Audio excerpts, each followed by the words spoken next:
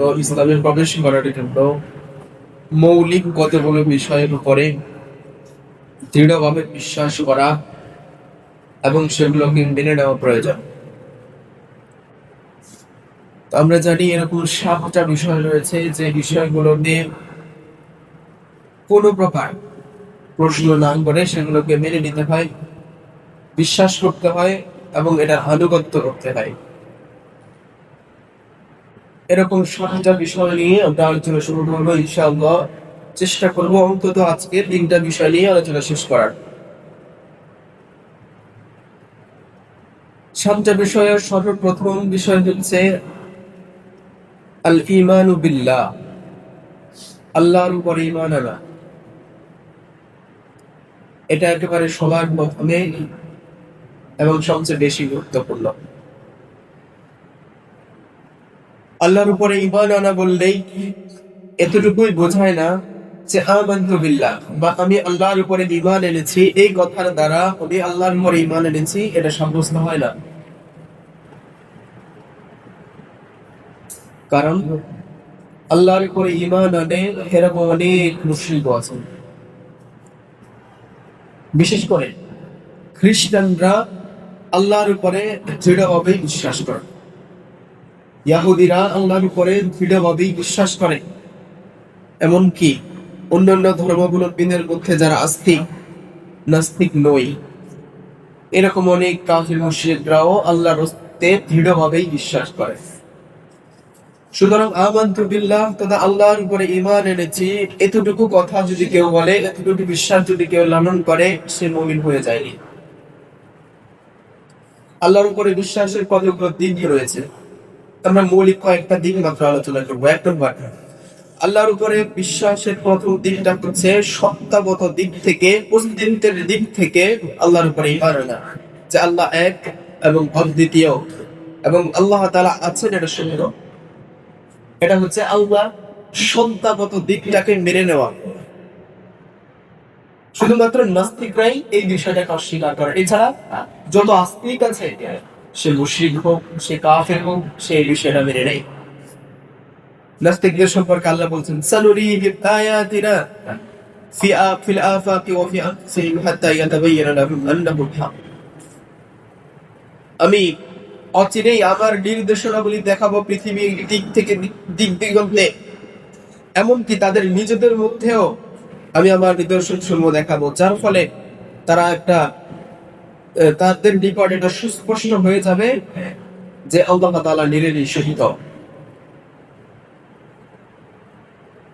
আল্লাহর সৃষ্টির যে কোনো একটা দিকে তাকালেই, আল্লাহর এই বিশাল সৃষ্টি জগতের আসমান জমিনের যতটুকু মানুষের আয়ত্তে এখন পর্যন্ত এসেছে, এর মধ্য থেকে যে কোনো একটা সৃষ্টির দিকে গভীরভাবে লক্ষ্য করলেই একজন মানুষের পক্ষে এটা বোঝা সম্ভব যে আল্লাহ তাআলা সত্য এবং তিনি আছেন, যে কোনো একটা দিকে। এমনকি মানুষ যদি নিজের শরীরের দিকেই তাকায়, সেখানেই তারা আল্লাহকে খুঁজে পাবে, আল্লাহর অস্তিত্বকে তারা সেখানে খুঁজে পাবে। বর্তমান বিজ্ঞান বলছে প্রত্যেকটা মানুষের শরীর কমপক্ষে 1 ট্রিলিয়ন সেল বা কোষ দ্বারা গঠিত।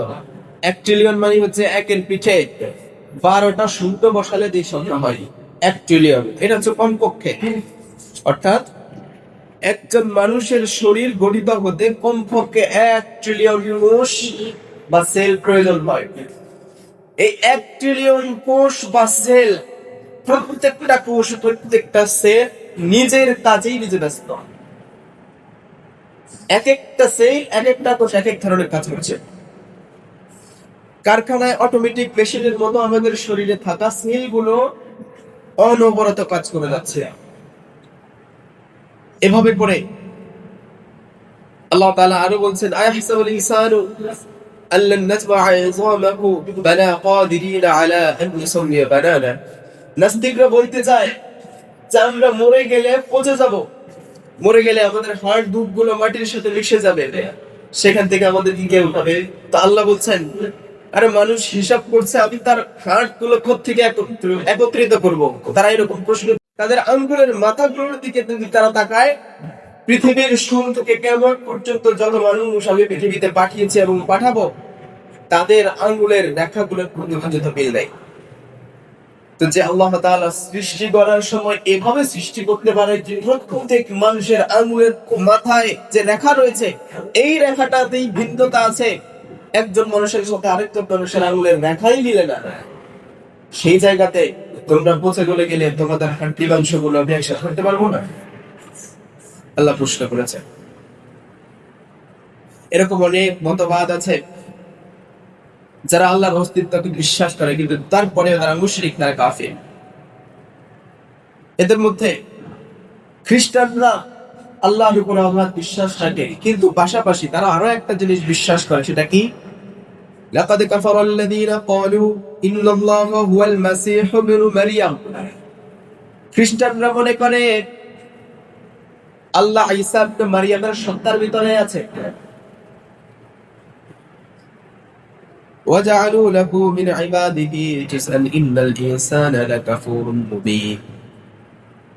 তারা এক একটা গোষ্ঠী, এক একটা মুশরিক গোষ্ঠী এক এক জিনিসের ভিতরে, এক এক ব্যক্তির ভিতরে আল্লাহকে খুঁজে পায়। কেউ বলতে চায় উযাইরের ভিতরে আল্লাহ আছে, কেউ বলতে চায় সৃষ্টির অন্যান্য বিষয়গুলোর মধ্যে আল্লাহকে লুকিয়ে রাখা হয়েছে, আল্লাহ লুকিয়ে আছে। এমনকি কিছু পাগল, কিছু উন্মাদ তো এমন আছে যারা মনে করে যে যারা আল্লাহর ওয়ালি, যারা আল্লাহর ইবাদত করতে করতে নিজেকে অনন্য উচ্চতায় নিয়ে গিয়েছেন, সম্ভবত আল্লাহ তাআলা তাদের মধ্যে বিরাজ করেন।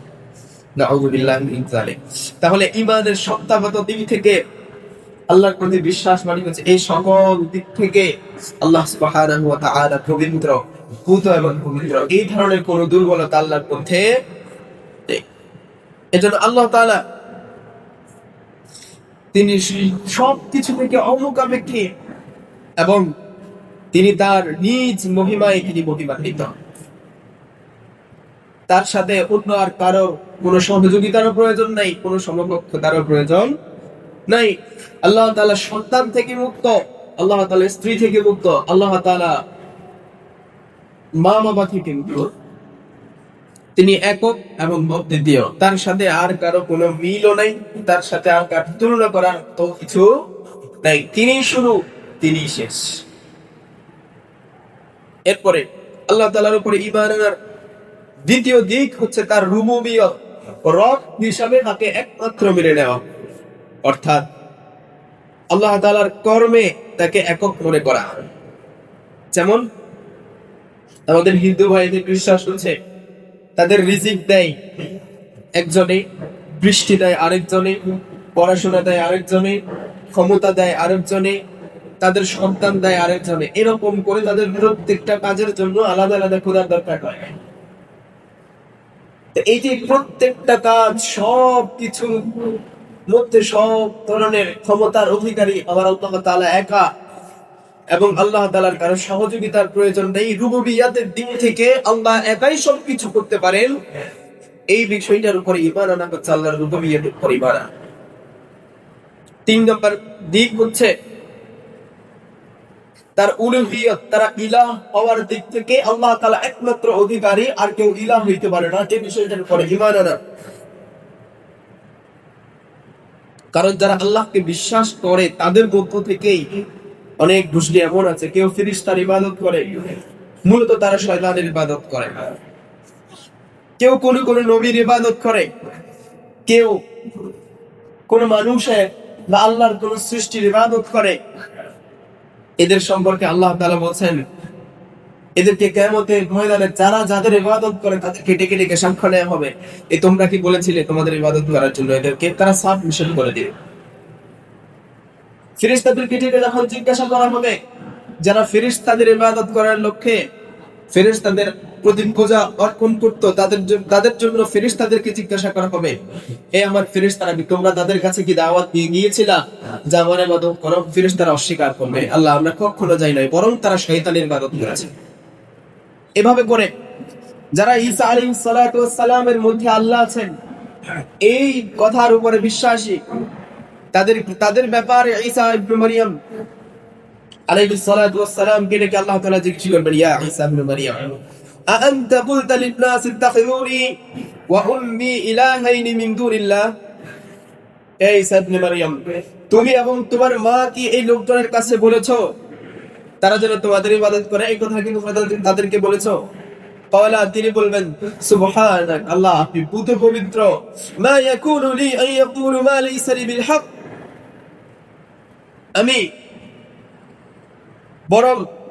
আমি এই কথা কখনোই বলতে পারি না, আর আপনার সম্বন্ধে এই কথা বলা আমার পক্ষে শোভা পায়। তিনি অস্বীকার করবেন। এভাবে করে কোন মানুষ যদি অন্য কোন মানুষের ওসিলা বা অন্য কোন মানুষকে এই আল্লাহর উলুহিয়তের মধ্যে শামিল করে, তাদেরকেও একই ভাবে আল্লাহ তাআলা কিয়ামতের ময়দানে ডেকে জিজ্ঞেস করবেন, তোমরা কি বলেছিলে আমার উলুহিয়তের গুণটা অমুকের কাছে আছে? বাবা সন্তান দিতে পারে, পীরের কাছে গেলে ফুল এলে সন্তান হয়, অমুক ক্ষেতের উপর দিয়ে হেঁটে গেলে খেতে ফসল ভালো হয়, এরকম কি তোমরা কি তাদের কাছে বলেছিলে কিনা? যখন আল্লাহর প্রিয় বান্দারা বলবেন যে না, আমরা কখনোই তাদেরকে এমন ডাকিনি, বরং আমাদের মৃত্যুর পরে তারা আমাদের এই ধরনের আমাদের উপরে এরকম এলিগেশন এনেছিলেন, এরকম আমাদের উপরে অপবাদ দিয়েছিলেন, তারা অস্বীকার করবে, এবং যারা এই ধরনের কাজ করেছে তারা সেদিন বিপদে পড়ে যাবে।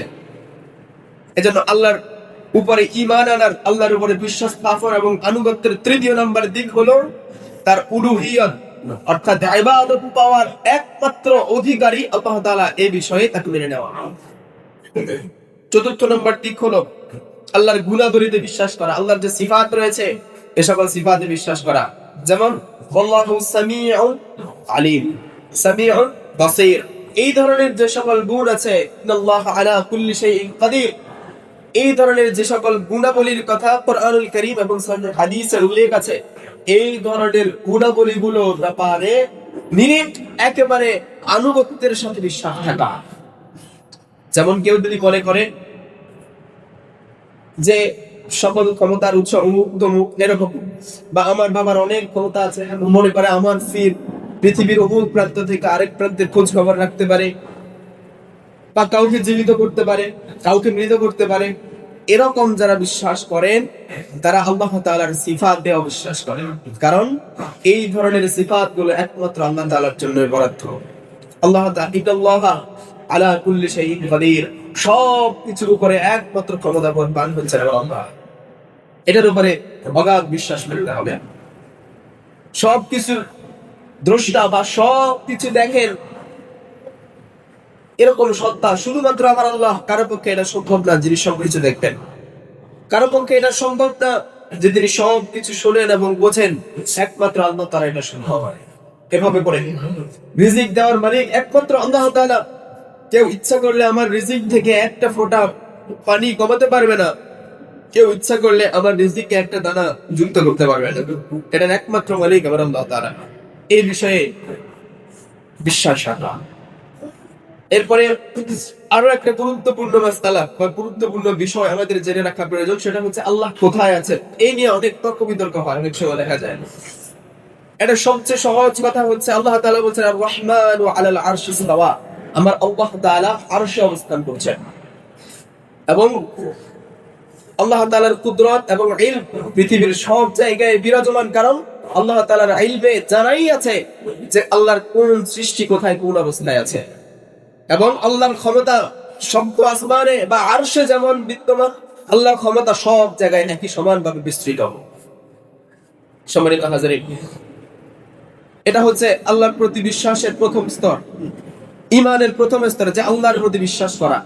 এর কয়েকটি মৌলিক দিক আমরা আলোচনা করলাম। এরপরে ঈমানের দ্বিতীয় স্তম্ভ হচ্ছে ফেরেশতাদের প্রতি বিশ্বাস করা, আল ঈমানু বিল মালাইকা। এই বিষয়গুলো আপনারা অনেকে হয়তো জানি না, জানতে চাইও না অনেক সময়। দেখেন, এক নম্বর কথা হচ্ছে ফেরেশতাদের অস্তিত্বে বিশ্বাস করা। যারা ফেরেশতাদের অস্তিত্বে বিশ্বাস করে না তারা মুমিন নয়। আল্লাহ বলছেন ওয়া ইয়াকুফু বিল্লাহি ওয়া মালাইকাতিহি ওয়া কুতুবিহি ওয়া রুসুলিহি ওয়াল ইয়াউমিল আখির ফাকাদ দাল্লা দালালান বাঈদা। যারা এই বিষয়গুলোকে অস্বীকার করে যে ফেরেশতা আল্লাহ, ফেরেশতা তার কিতাব, তার রাসূল এবং আখিরাতের দিন, এই বিষয়গুলো যারা অস্বীকার করে তারা হেদায়েত থেকে অনেক দূরে অবস্থান করছে। দ্বিতীয় নাম্বার, ফেরেশতাদের গুণাবলীতে বিশ্বাস করা। ফেরেশতারা খান না, ফেরেশতারা ঘুমান না, ফেরেশতাদের নিজস্ব কোনো চাহিদা নাই, বরং ফেরেশতারা শুধু এবং শুধুমাত্র তাই করেন যা তাদেরকে আল্লাহ তাআলা করতে বলেন। ফেরেশতাদেরকে দেখা যায় না, কারণ ফেরেশতাদেরকে আল্লাহ তাআলা নূর থেকে সৃষ্টি করেছেন এবং ফেরেশতারা আল্লাহ তাআলার নির্দেশে চাইলে নিজেদের আকৃতি পরিবর্তন করতে পারেন, বিভিন্ন সময় বিভিন্ন আকৃতিতে তারা যেতে পারে। যেমন ঈসা আলাইহিস সালামের জন্মের পূর্বে মারিয়াম আলাইহিস কাছে জিবরাইল আমিন এসেছিলেন সম্পূর্ণ একেবারে সুস্পষ্ট মানুষের আকৃতিতে। আল্লাহ তাআলা বলেন ফাআরসালনা ইলাইহা রূহান ফাতামাত্তালা লাহা বাশারান সাবিয়্যা, আমি মারিয়ামের কাছে আমার রূহ তথা জিবরাইলকে পাঠিয়েছিলাম পরিপূর্ণ একজন মানুষের রূপে, মানুষের আকৃতিতে। এভাবে নবী করিম সাল্লাল্লাহু আলাইহি ওয়াসাল্লামের কাছে জিবরাইল আমিন একাধিকবার এসেছেন মানুষের আকৃতিতে। তার অধিকাংশ সময় এসেছেন দাহিয়াতুল কলবি রাদিয়াল্লাহু তাআলা আনহুর আকৃতিতে। এছাড়াও ফেরেশতাদেরকে নিজেদের স্বরূপে দেখেছেন আমাদের নবী সাল্লাল্লাহু আলাইহি ওয়াসাল্লাম, তাও দুইবার বা তার থেকেও বেশি। কোন কোন বর্ণনায় আছে দুইবারের কথা কোরআনে এসেছেন। একবার হচ্ছে ওয়ালাকাদ রাআহু বিল মুবিন, তিনি তাকে সুস্পষ্ট দিগন্তে দেখেছেন। আরেকবার হচ্ছে দ্বিতীয়বার যখন দেখেছেন তখন দেখেছেন সিদরাতুল মুনতাহার কাছে মিরাজের রাতে। এই দুই সময় আল্লাহর রাসূল জিবরাইল আমিনকে স্ব আকৃতিতে যেইভাবে আল্লাহ সৃষ্টি করেছেন নূর দিয়ে, ঠিক ওইভাবে দেখেছেন। এবং আল্লাহর কুদরতের নিদর্শন প্রদর্শনের মধ্য থেকে এটা শ্রেষ্ঠ একটা নিদর্শন যে আল্লাহ তাআলা জিবরাইল আমিনকে সৃষ্টি করেছেন, তার 600টা পাখা আছে। জিবরাইল আমিনের সাথে কয়টা? 600টা পাখা আছেন, যে পাখাগুলো দিয়ে জিবরাইল আমিন আল্লাহর এই পুরো সৃষ্টি জগৎটা ঘুরে ঘুরে দেখেছেন। এবং এই পাখাগুলোর ব্যাপারে হাদিসে এসেছে, মুফাসসিরিনগণ ব্যাখ্যা করেছেন যে এই পাখাগুলোর মধ্যে এক একটা পাখার পরিমাণ এত বড়, জিবরাইল আমিন যদি একটা পাখা সূর্যের দিকে মেলে দেয়, সূর্যের আলো আর পৃথিবীতে আসবে না। এরকম 600 পাখা দিয়ে আল্লাহ তাআলা জিবরাইল আমিনকে সৃষ্টি করেছেন। সম্মানিত হাজিরিন, এরপরে ফেরেশতারা মূলত নূরের তৈরি পুত পবিত্র সম্মানিত গঠন এবং আকৃতির হয়ে থাকেন, এই কথার উপরে বিশ্বাস করা। এদের যেহেতু আকৃতি আমরা দেখতে পাই না, কিন্তু যেহেতু আল্লাহ তাআলা ফেরেশতাদেরকে আমাদের জন্য নিয়োজিত করেছেন, সুতরাং ফেরেশতাদের উপরে বিশ্বাস স্থাপন করা আমাদের জন্য একান্ত কর্তব্য এবং এটা ঈমানের অত্যন্ত গুরুত্বপূর্ণ একটি শাখা। এরপরে ফেরেশতাদের উপরে ঈমান আনার দ্বিতীয়তম সূরত হচ্ছে ফেরেশতাদের মধ্যে যাদের নাম কোরআনে উল্লেখ আছে তাদেরকে বিশেষ সম্মানের সাথে স্মরণ করা। এছাড়া ফেরেশতারা আমাদের আমলগুলো লিপিবদ্ধ করেন। ফেরেশতাদের সাথে মানুষের একটা সুসম্পর্ক আছে আল্লাহ কর্তৃক। আল্লাহ তাআলা এটা করে দিয়েছেন। আল্লাহ তাআলা ফেরেশতাদেরকে মানুষের সাহায্যের জন্য নিয়োজিত করেন, বিভিন্ন সময় মানুষের পাহারার জন্য আল্লাহ তাআলা নিযুক্ত করেন। এমনকি সবচেয়ে গুরুত্বপূর্ণ সময়ে আল্লাহ তাআলা ফেরেশতাদেরকে মানুষের বন্ধু বানিয়ে দেন, যদি মানুষ বন্ধু হওয়ার উপযোগী হয়ে থাকে। বিশেষ করে যারা তাকওয়াবান হয়, যারা নেক আমল করে আল্লাহর কাছে নিজেকে গ্রহণীয় করাতে পারেন, তাদের ব্যাপারে কোরআনুল কারীম বলছে ইন্নাল্লাযীনা ক্বালু রাব্বুনাল্লাহ সুম্মা ইসতাকামু তাতানাজ্জালু আলাইহিমুল মালায়েকাতু আল্লা তাখাফু ওয়া লা তাহজানু ওয়া আবশিরু বিল জান্নাহ। যখন কোনো মানুষ স্বীকৃতি দেয় যে আল্লাহ ছাড়া কোনো ইলাহ নেই, আল্লাহই আমার রব, আমার একমাত্র রব, আমার সকল কিছু দেখভাল করার দায়িত্ব আল্লাহর কাছে, আল্লাহই আমার সবকিছু দেখভাল করেন, এবং এই কথার উপরে সে মৃত্যু পর্যন্ত থাকতে পারে। এই কথার উপর থেকে সে দর্শন হয় না। ইস্তাকামু, যারা মৃত্যু পর্যন্ত এই কথার উপরে থাকে, তখন ফেরেশতারা মৃত্যুর সময়ে যখন আজরাইল আলাইহিস সালাতু ওয়াস সালাম ভয়ঙ্কর আকৃতিতে এসে সামনে দাঁড়িয়ে রূহ কবজ করার চেষ্টা করেন, এবং ওই সময় প্রচন্ড যন্ত্রণায় একদিকে বেহাল দশা, অন্যদিকে শয়তান প্ররোচনা দিতে থাকে যাতে সে ঈমানটা নিয়ে যেতে পারে বিভিন্ন সূরতে, বিভিন্ন মাধ্যমে, তখন ফেরেশতারা এসে ওই বান্দাকে সান্ত্বনা দেয়, আল্লাহ তাখাফু ওয়া লা তাহজানু ওয়া আবশিরু বিল জান্নাহ। হে আল্লাহর পবিত্র গোলাম, তুমি ভয় করো না, তুমি চিন্তা করো না, তোমার জন্য আমরা জান্নাতের সুসংবাদ নিয়ে এসেছি। আল্লাতী ওই জান্নাত কুনতুম তুআদুন, যেটা তোমার জন্য সৃষ্টি করা হয়েছে। নাহনু আউলিয়াউকুম, আর আমরা হচ্ছি আল্লাহর পক্ষ থেকে তোমার জন্য বন্ধু। ফিল হায়াতিদ দুনিয়া ওয়াল আখিরাহ, আমরা দুনিয়ার জীবনে তোমার সাথে ছিলাম, আমরা আখিরাতের জীবনে জান্নাত পর্যন্ত তোমাকে পৌঁছে দেওয়া পর্যন্ত আমরা তোমার বন্ধু। তাহলে ফেরেশতারা আল্লাহর বান্দাদের বন্ধু হন, এটা আল্লাহ কর্তৃক নির্ধারিত।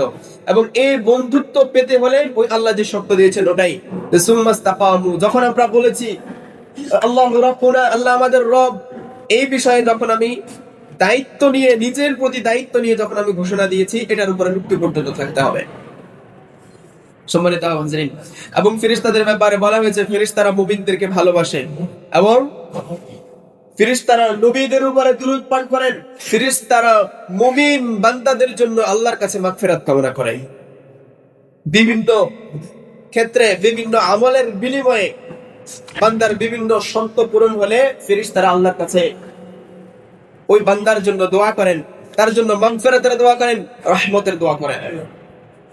যেমন এর মধ্যে গুরুত্বপূর্ণ হচ্ছে কোরআনুল কারীমের শিক্ষা, দ্বীনের বিভিন্ন অধ্যায় শিক্ষা।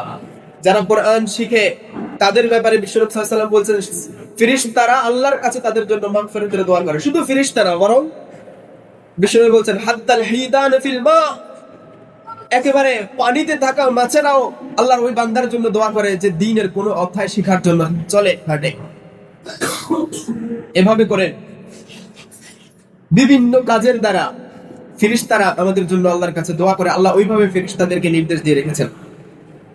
সম্মানিত হাজিরিন, ঈমানের তৃতীয় মৌলিক স্তম্ভ, তৃতীয় মৌলিক বিষয় হচ্ছে আল্লাহর নাযিলকৃত কিতাব সমূহের প্রতি বিশ্বাস করা। যুগে যুগে আল্লাহ তাআলা মানব জাতির হেদায়েতের জন্য আল্লাহ তাআলা নবী পাঠিয়েছেন, রাসূল পাঠিয়েছেন এবং তাদেরকে আল্লাহ তাআলা কিতাব দিয়েছেন।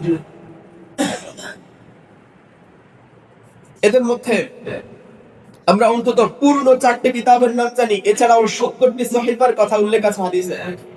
অন্তত পূর্ণ 4টি কিতাবের নাম আমরা জানি, তাওরাত, জাবুর, ইনজিল এবং কোরআন। এই কিতাব সমূহের উপর সম্পূর্ণ আস্থা রাখা, বিশ্বাস করা এই বিষয়ে যে এই কিতাব সমূহ রাসূলগণ আল্লাহর পক্ষ থেকে নিয়ে এসেছিলেন, এই ব্যাপারে কোনো সন্দেহ নেই। এবং সন্দেহাতীতভাবে এর প্রত্যেকটি বিধানকে আল্লাহর পক্ষ থেকে আসা বিধান এবং আল্লাহর নির্দেশ হিসাবে এগুলোকে মেনে নেওয়া, আনুগত্য করা, এটার নাম হচ্ছে কিতাব সমূহের প্রতি ঈমান। এর প্রথম দিক হচ্ছে যে কিতাব যে কারণে নাজিল হয়েছে ওই কারণেই আমরা কিতাবকে অন্তর থেকে ভালোবাসার সাথে, আনুগত্যের সাথে গ্রহণ করব। তাহলে কিতাবটা কেন এসেছে, আল্লাহ তাআলা কিতাব কেন দিয়ে থাকেন? আল্লাহ বলছেন কিতাবটাকে আল্লাহ তাআলা মানুষকে অন্ধকার থেকে, জাহালাত থেকে, মূর্খতা থেকে আলোর দিকে, জ্ঞানের দিকে নিয়ে যাওয়ার জন্য আল্লাহ তাআলা কিতাব দিয়েছেন। আল্লাহ বলছেন قد جاءكم من الله نور وكتاب مبين يهدي به الله من اتبع رضوانه سبل السلام ويخرجهم من الظلمات إلى النور بإذنه ويهديهم إلى صراط مستقيم।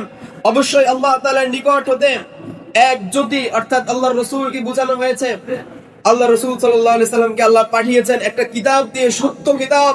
এই সত্য কিতাবের পথ যারা অনুসন্ধান করবে, যারা এই অনুসরণ করবে, তারা আল্লাহর হিদায়াত প্রাপ্ত হবে, আল্লাহর সন্তুষ্টি প্রাপ্ত হবে এবং আল্লাহ তাদের পথকে নিরাপদ করবেন, অর্থাৎ জান্নাতের পথকে নিরাপদ করবেন। ওয়ায়ুখরিজুনাহুম মিনাদ-দুলুমাতি ইলা-ন-নূর, তাদেরকে জাহালাত থেকে, তাদেরকে মূর্খতা থেকে জ্ঞানের দিকে নিয়ে যাবে, তাদেরকে অন্ধকার থেকে আলোর দিকে নিয়ে যাবে, তাদেরকে কুফর থেকে ইসলামের দিকে নিয়ে যাবে। ওয়াহদি ইলা সিরাতিল মুস্তাকিম, আল্লাহ তাআলা তাদেরকে সিরাতে মুস্তাকিমের পথ দেখাবেন, সরল সোজা পথ, যেটা জান্নাতের পথ, ওই পথটা আল্লাহ দেখাবেন যারা এই কিতাবকে গ্রহণ করবে। কিতাবটা মানুষকে হেদায়েত দিতে এসেছে। কিতাব নাজিলের দ্বিতীয় উদ্দেশ্য হলো মানুষকে পবিত্র করতে এই কিতাব আল্লাহ তাআলা দিয়েছেন। ওয়াল্লাযী বা'আসা ফিল উম্মিয়িনা রাসূলাম মিনহুম ইয়াতলু আলাইহিম আয়াতিহি ওয়া ইউযাক্কিহিম ওয়া ইউআল্লিমুহুল কিতাবা ওয়াল হিকমা। আল্লাহ তাআলা রাসূল পাঠিয়েছেন এই জন্য যে রাসূল তার উম্মতকে, রাসূল তার অনুসারীদেরকে কিতাব পড়ে শোনাবেন এবং তাদেরকে জ্ঞান শিক্ষা দিবেন, তাদেরকে হিকমত শিক্ষা দিবেন, তাদেরকে তাজকিয়া তথা আত্মশুদ্ধির শিক্ষা দিবেন, তাদেরকে গুনাহ থেকে পবিত্র করবেন। এই জন্য কিতাব দিয়েছেন। আর কেন কিতাব দিয়েছেন? আল্লাহ বলছেন, কুল ইয়া আহলাল কিতাব লাস্তুম আলা শাইইন হাত্তা তুকিমুত তাওরাত ওয়াল ইনজিলা ওয়া মা উনজিলা ইলাইকুম মির রাব্বিকুম। বলুন হে কিতাবীগণ, তোমাদের প্রতিপালকের নিকট থেকে তাওরাত, ইনজিল এবং আরো অন্যান্য যে কিতাবগুলো এসেছে, এই কিতাবগুলো আল্লাহ তাআলা তোমাদেরকে পৃথিবীতে প্রতিষ্ঠা করার জন্যই দিয়েছেন। যদি তোমরা এটা না করে থাকো, যদি তোমরা আল্লাহর হুকুমকে, আল্লাহর বিধানকে বাস্তবায়ন না করে থাকো, তাইলে তোমরা তোমাদের রবের বিধানের ভিত্তির উপরে তোমরা প্রতিষ্ঠিত নয়। আর কেন দিয়েছেন? আল্লাহ বলছেন, ইনিল হুকমু বাইনাহুম বিমা আনজালাল্লাহ ওয়া লা তাত্তাবি আহওয়াআহুম। আল্লাহ তার নবীকে ডেকে বলছেন সূরা মাইদা 49 নম্বর আয়াতে, আপনি তাদের মধ্যে ফয়সালা করেন, বিচার কার্য পরিচালনা করেন আমি যেই হুকুম, আমি যে বিধান নাযিল করেছি এই বিধানের উপরে, এই বিধান দিয়ে আপনি মানুষের মধ্যে বিচার কার্য পরিচালনা করুন। ওয়া লা তাত্তাবি আহওয়াআহুম, খবরদার আপনি শয়তানের কিংবা তাগুতের বানানো বিধান কখনোই অনুসরণ করবেন না। তাহলে কোরআন এসেছে মানুষের মধ্যে আল্লাহর দেওয়া বিধান অনুযায়ী, আল্লাহর দেওয়া হুকুম অনুযায়ী বিচার কার্য পরিচালনা করার জন্য, এবং এই নির্দেশ আল্লাহ তাআলা তার রাসূলকে দিয়েছেন। আর কেন নাজিল হয়েছে? কিতাব নাজিল হয়েছে আমাদেরকে সম্মানিত করার জন্য। আল্লাহ বলছেন, লাকাদ আনজালনা ইলাইকুম কিতাবান ফীহি যিকরুকুম আফালা তাআকিলুন। আর আমি তোমাদের জন্য কিতাব দিয়েছি তোমাদের সম্মানকে বৃদ্ধি করার জন্য, তোমাদেরকে সম্মানিত করার জন্য। এরপর আল্লাহ আবার বলছেন, বাল আতাইনাহুম বিযিকরিহিম ফাহুম আন যিকরিহিম মু'রিদুন। কিছু অমানুষ আছে, কিছু নির্বোধ বোকা মানুষ আছে, তারা এই সম্মান পাওয়া সত্ত্বেও তারা এখান থেকে মুখ ফিরিয়ে নেয়, তারা সম্মানিত হতে চায় না। আর এই কিতাব যারা অস্বীকার করবে, এই কিতাবের হুকুম যারা মেনে নিতে পারে না, তাদের জন্য দুনিয়ার জীবনেও লাঞ্ছনা এবং আখিরাতের জীবনে আল্লাহ বলছেন তাদের জন্য আখিরাতে কোনো অংশ নেই। ওমা লাহুম ফিল আখিরাতি মিন নাসিব। তাদের জন্য আখিরাতে আমি কিছুই বাকি রাখিনি, তারা যা পাওয়ার দুনিয়াতেই পেয়ে যাবে, আখিরাতে তাদের জন্য কিছুই নাই। এই হচ্ছে কিতাবের প্রতি ঈমান বা আনুগত্য। তাহলে কিতাবটাকে দৃঢ়ভাবে বিশ্বাস করা, এর প্রত্যেকটা হুকুমকে আন্তরিকভাবে বিশ্বাস করা, এটা হচ্ছে কিতাবের প্রতি ঈমান। এবং কেউ যদি কিতাবের কোনো অংশ মেনে নেয় আর কোনো অংশ না মানে, কিতাবের কিছু অংশকে মেনে নিল আর কিছু অংশকে না মেনে নিল, আল্লাহ তাআলা তাদেরকে মুমিন হিসেবে স্বীকৃতি দেন না, বরং তাদের ব্যাপারে আল্লাহ তাআলা বলছেন তারা এখনো সুস্পষ্ট কুফরিতে নিমজ্জিত, অর্থাৎ তারা কাফির অবস্থায় আছে। কেউ যদি আল্লাহর কোন বিধানকে অপ্রয়োজনীয় মনে করে, অপ্রাসঙ্গিক মনে করে, কিংবা আল্লাহর কোন বিধানকে যদি মনে করে যে এটা না হইলেও চলে, এটা প্রয়োজন নাই, কিংবা কোন একটা বিধানকে যদি কেউ অস্বীকার করে, তার ব্যাপারে আল্লাহ বলছেন, আফাতুমিনুনা বিবাদিল কিতাবি ওয়া তাকফুরুনা বিবাদ ফামা জাযাউ মান ইয়াফআলু যালিকা মিনকুম ইল্লা খিzyun ফিল হায়াতিদ দুনিয়া ওয়াল ইয়াউমিল কিয়ামাহ ইউরাদুনা ইলা আশাদ্দিল আযাব। আল্লাহ বলছেন, তোমরা কি আমার কিতাবের কিছু অংশ মেনে নিবা আর কিছু অংশ ছেড়ে দিবা? যদি এরকম করে থাকো, ফাজাযাউ, খবরদার তোমাদের জন্য প্রস্তুত করা হয়েছে প্রতিদান। মাইয়াফআল যালিকা, যারা কিছু অংশ মানবে কিছু অংশ ছেড়ে দিবে, তাদের জন্য দুনিয়ার জীবনের লাঞ্ছনা প্রস্তুত এবং আখিরাতের কঠিন আযাব তাদের জন্য আমি প্রস্তুত করছি।